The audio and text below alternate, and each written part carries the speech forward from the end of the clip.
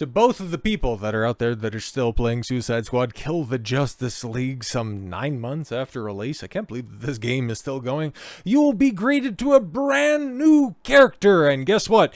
It's another race swap, but this one actually makes sense in the continuity of Suicide Squad Kill the Justice League, but just pay attention to this, right? The only time that they actually care about paying attention to their own canon is when they bastardized it to begin with. Imagine that, right? Could have had a fun game. They could have had a successful game if they paid respect to the Justice League. They could have not cost Warner Brothers gaming division $200 million had the game not been written by a bunch of woke activists and white dudes for Harris. They might have had the opportunity to make it all 13 seasons had they not brought in gay Joker, race and gender swapped Mrs. Freeze, and now kicking off season 3, which started yesterday, October 1st, with Zoey Lawton continuing on with another trope of race swapping a canonical redhead, but I digress. Well, let's take a look at the Suicide Squad Kill the Justice League introduces a race swapped version of Zoey Lawton for season 3. Now, who's Zoey Lawton?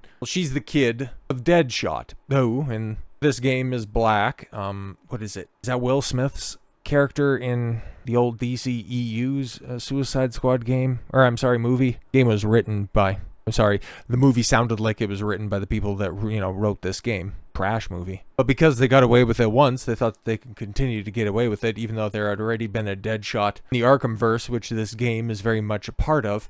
And they make a joke about it, right out of the gate, isn't Deadshot supposed to be white? And then, I forget the insufferable comeback from Deadshot, which is just goes to underscore how pathetic of a character he was. Like, Harley Quinn was completely and totally insufferable in this game. King Shark was a gigantic waste of the voice acting talent of Samoa Joe, and they made him a discount version of Drax. And Captain Boomerang, with one of the most over-the-top, insufferable Australian accents you're likely to ever hear. Deadshot was at least the most palatable, if not the most pedestrian main character in this game, but overall, the story still sucked. Amanda Waller was, horrific. And just the overall disgust and disdain for the wider DC mythos, well, it's the reason that prior to Concord and potentially Star Wars Outlaws, and the entire Ubisoft slate would have been the biggest flop of the year. It was definitely the first big flop of the year. But anyways, the official Suicide Squad Kill the Justice League account, yes, with the Progress Pride flag underscoring the Rockstar logo. Everybody looking forward to that new Batman game that's coming out. It's gonna be great. They shared no one tell Deadshot, but Lawless, aka Zoey Lawton, arrives October 1st along with Season 3 of Suicide Squad Kill the Justice League. And it's got how much interaction? 1,200 likes on a game that cost 9 digits. Great stuff. But yeah, as you can see right here, the original Zoey Lawton, spelled without the Y, was created by Christos Gage and Stephen Cummings back in 2005. She first appeared as a child in Deadshot #1. Yeah, as you can see, redhead then, and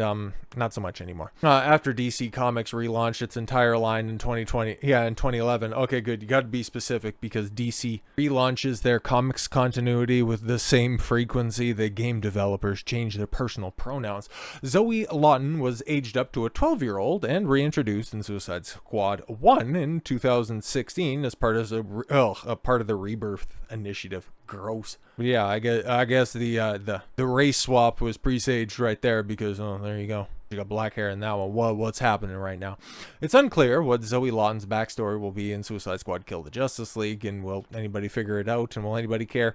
Nah, man, because nobody's playing this game. I think we've known this for a long time, but however, the game featured a race swap to Floyd Lawton, rather. Sorry if I'm stumbling over some of my words. One of my back teeth giving me problems recently, so don't mind the mush mouth. I'll mostly get the words and the content correct. Floyd Lawton's constant need to protect and defend his reputation led him out of retirement, away from his daughter, and into direct conflict with his second Floyd Lawton, one of redacted origin. Lawton positions himself as the leader of Task Force X, but he seems more comfortable being pointed at a target and then killing it. Jesus Christ, need to have that blatant of exposition. A parent with a pressing need to reconnect with his now teenage daughter.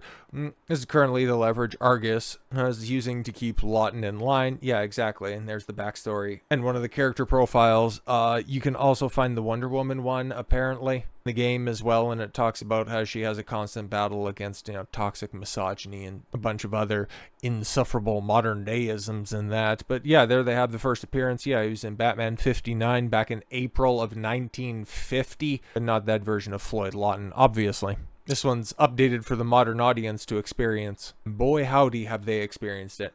Scooper Miller Ross appeared to share some information in this version of Zoey Lawton, stating on X, to a certain crowd, she's a hero. Oh my god, so she's a morally gray character. Yay, fantastic! Oh, but that's what the Suicide Squad is all about, and that's why it sucked! Oh, her adoring fan base never misses one of her live streams. Oh my god, so she's an influencer too. This is definitely gonna drive all of the disenfranchised fan base back. Oh, this is definitely going to be driving new players to give the game a chance. Oh, that's the kind of popularity every teenager dreams of, but she's made too many powerful enemies to go public. The only thing standing between her and a bullet is, well, I don't need to finish that joke. That and maybe her trusty gravity warping gauntlet. She'll need it if she expects to survive her time in Task Force X, not to mention the family drama. Lawless joins Suicide Squad Kill the Justice League for Season 3 of post-launch later this year.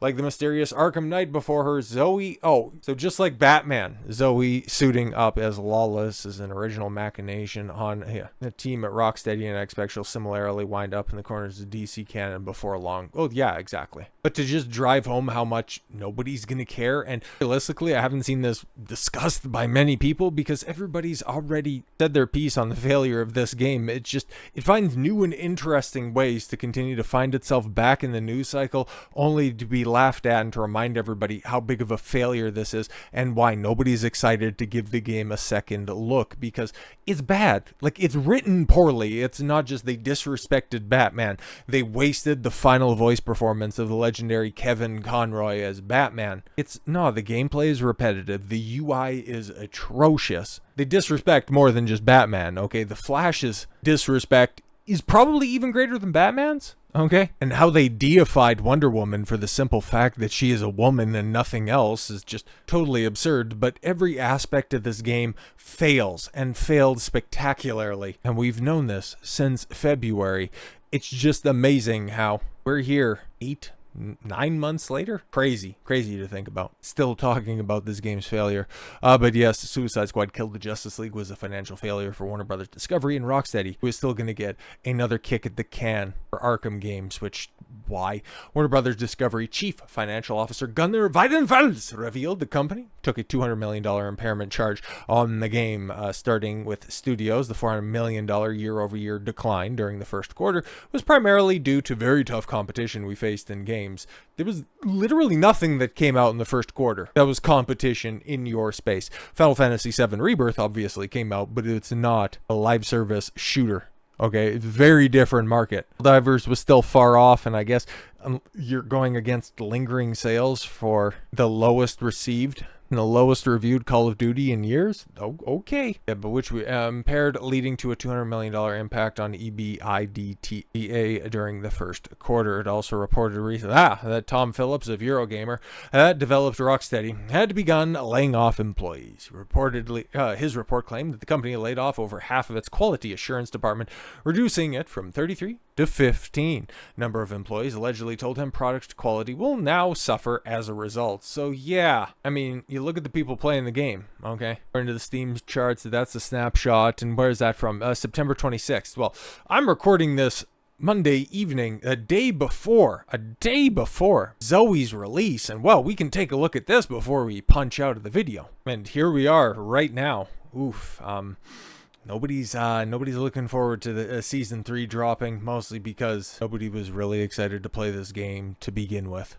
What a disaster. And how it continues to be a disaster all these months later, that's about the only kudos that I'm willing to give Rocksteady this year, is that their persistence and their adherence to a project is about the only thing that they've learned from their years of working on DC properties. So with all that said, thank you all very much for the gift of your time. I've been Don Consuelo. I want you to follow your gut and get after it. Take care, everyone.